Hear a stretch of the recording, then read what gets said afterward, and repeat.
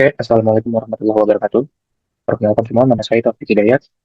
Di sini saya akan menjelaskan eh, mata kuliah pemrograman berorientasi objek. Saya di sini akan menjelaskan sintak-sintak dari latihan 2 atur TS. Di sini yang pertama, ada soal yang pertama, yaitu def bagian A dan B. Itu mendefinisikan fungsi bernama pembagian dengan dua parameter A dan B. Try, yaitu memulai blok try yang kode di dalamnya akan dicoba dijalankan. Hasil sama dengan A/B itu melakukan operasi pembagian A dibagi B. Hasilnya disimpan ke variabel hasil. Baris ini yang berpotensi error, yang yang akan mengeprint error pembagi tidak boleh nol. Jika user menginput nol. Accept zero division error. Mendapat error khusus jika B sama dengan nol. Zero division error adalah tipe error bawaan kita, Python untuk pembagian dengan nol. Print error pembagi tidak boleh nol. Mencatatkan error layar jika zero division error terjadi. Return none menghentikan fungsi dan mengembalikan nilai none. Else, blok else hanya dijalankan jika tidak ada error di blok try. Print hasil A dibagi B sama dengan hasil. Mencetak hasil pembagian menggunakan F string. Uh, Return hasil mengembalikan nilai hasil ke pemanggil fungsi, lalu fungsi berhenti. Finally, blok finally selalu dijalankan apapun yang terjadi, baik ada error maupun tidak. Jadi jika hasilnya, jadi jika sudah selesai, maka blok final ini akan tetap berjalan. Print operasi selesai. Mencetak teks ini setiap kali fungsi selesai tanpa peduli error yang terjadi. Sama seperti footer. Jika blok finalnya sudah dipanggil, maka print operasi selesai. A sama dengan float input, masukkan angka pertama. Eh, Membaca teks dari keyboard untuk angka pertama. Eh, ini tuh A-nya dari user dan B-nya juga dari user. Lalu pembagian A sama B. Memanggil fungsi pembagian dengan mengirimkan nilai A dan B sebagai argumennya. Kita lanjut ke soal kedua. Di sini ada latihan dua. Def minta underscore integer. Mendefinisikan fungsi bernama minta underscore integer tanpa parameternya. While true, memulai loop tak terbatas akan terus berulang sampai ada perintah break yang di sini. Block try. Memulai block try di dalam loop mencoba mengeksekusi kode-kode berikut-berikut. Angka sama dengan input. Eh, di sini eh, meminta meminta perintah dari keyboard atau dari user. Lalu eh, mengeprint lalu mengeprint angka angka yang sudah dimasukkan oleh user tadi. Lalu break, menghentikan loop while true yang ini. Accept value error. Menangkap error value yang muncul saat integer gagal mengkonversi inputnya. Print error, masukkan angka integer, bukan huruf atau desimal.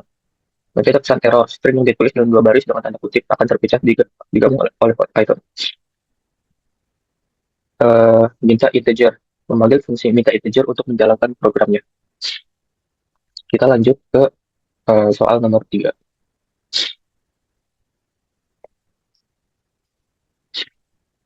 Di sini ada class nilai tidak valid error exception. Mendefinisikan custom exception bernama nilai tidak valid error. Exception artinya kelas ini mewarisi dari kelas exception bawaan Python. Kelas di sini maksudnya tidak menambahkan isi apapun. Kelas ini hanya mewarisi semua perilaku dari exception tanpa modifikasinya. Kelas mahasiswa mendefinisikan kelas bernama mahasiswa. Def init, def init self nama nilai. Di sini ada konstruktor bernama kelas mahasiswa. Otomatis dipanggil saat objek dibuat. Menerima nama dan nilai sebagai parameternya. Self nama sama dengan nama. Menyimpan parameter nama sebagai atribut instance milik objek self. Self nilai sama dengan self titik validasi nilai. Memanggil metode validasi dengan argumen nilai. Lalu hasilnya disimpan ke atribut self nilai. Validasi terjadi saat objek dibuat. Def validasi self nilai. Mendefinisikan metode validasi. Awalan awalan underscore adalah konversi Python yang menandakan metode ini bersifat private. Block try memulai block try untuk menangani kemungkinan error saat validasi. Nilai sama dengan float nilai. Mengkonversi nilai ke bilangan desimal. Jika nilai adalah string seperti A, B, C, atau huruf-huruf lainnya, berarti ini akan memunculkan value error karena nilai inputan bukan angka, tapi melainkan huruf. Jadi akan menampilkan error. Nilai sama dengan if not 0 kurang dari sama dengan nilai kurang dari sama dengan 100. Mengecek apakah nilai di luar rentang 0 sampai 100. Raise nilai tidak valid error. F nilai di luar 0 sampai 100. Melempar raise di sini maksudnya melempar exception secara manual ya. Di sini melempar custom exception nilai tidak valid error dengan pesan yang menyertakan nilainya salah. Return nilai. Jika lolos semua validasi, kembalikan nilai yang sudah dikonversi ke float. Except nilai tidak valid error SE. Menangkap nilai tidak valid error jika terjadi. Ini menyimpan object exception ke variabel raise. Di sini ada raise lagi, maksudnya melempar ulang exception yang sama ke pemanggil di atasnya tanpa modifikasi. Except value error. Menangkap value error yang muncul jika float nilai gagal. Raise value error. Menangkap value error yang muncul jika float atau nilai gagal. Uh, Harusnya inputan tapi bukan angka.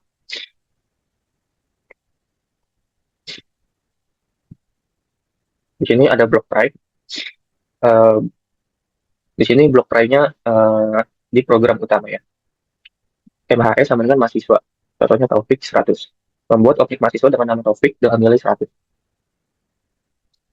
Print mahasiswa MHS nama. Mencetak nama mahasiswa dari atribut MHS nama.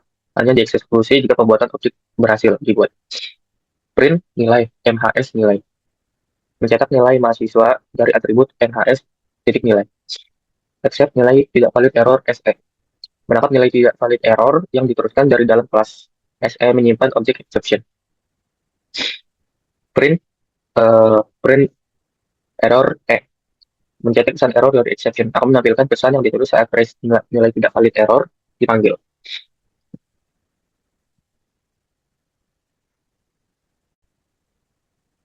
Oke, selanjutnya di sini soal nomor 4.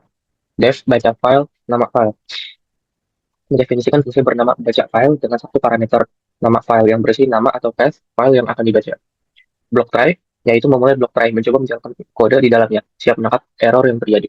Jadi jika ada error-error terjadi, maka block try akan menangkapnya.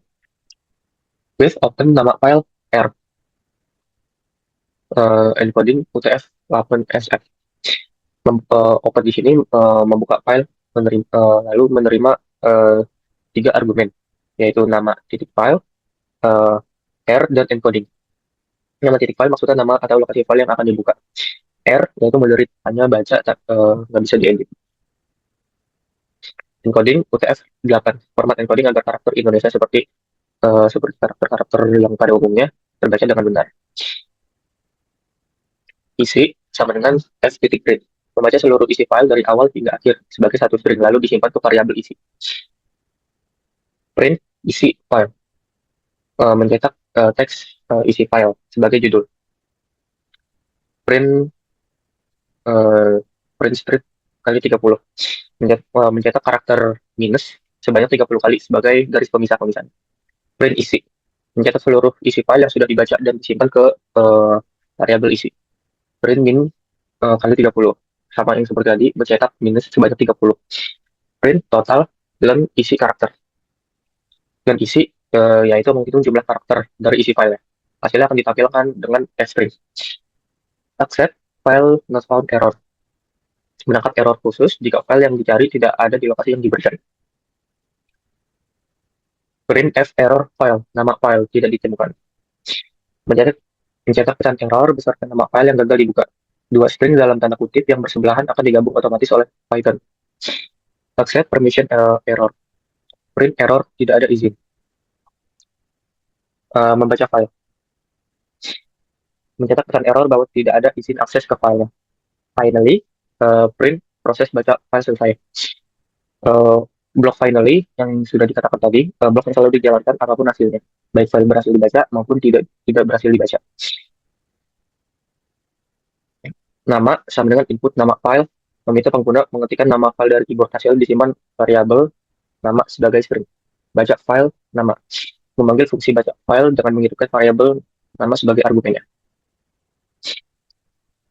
Selanjutnya kita file ke file nomor 5. Di sini ada kelas bernama password error exception. Mendefinisikan custom exception bernama password error exception, artinya kelas ini mewarisi dari kelas exception bawaan Python-nya. Definite self pesan. Konstruktor kelas password error-nya menerima satu parameter pesan berisi teks pesan error. Self pesan sama dengan pesan. Menyimpan parameter pesan sebagai atribut instance self pesan sehingga bisa diakses dari luar kelas. Super init pesan.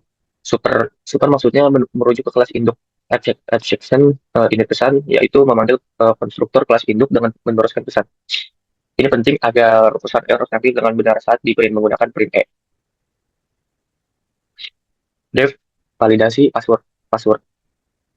If learn password kurang dari 8. Mendefinisikan fungsi validasi password dengan parameter password berisi string password yang akan divalidasinya. Learn password di sini yaitu menghitung jumlah karakter dalam string password. Kondisi ini bernilai true jika panjang password kurang dari 8 karakter. Raise password error. Password minimal 8 karakter. F sekarang learn password. Raise sama dengan raise yaitu melempar exception secara manual, menghentikan fungsi dan mengirim error ke pemanggil. Password error membuat objek custom exception dengan pesan error. Dua string bersebelahan digabung otomatis. Dan password yaitu menyisipkan panjang password saat ini ke dalam pesan. If not any, C is digit. For C in password.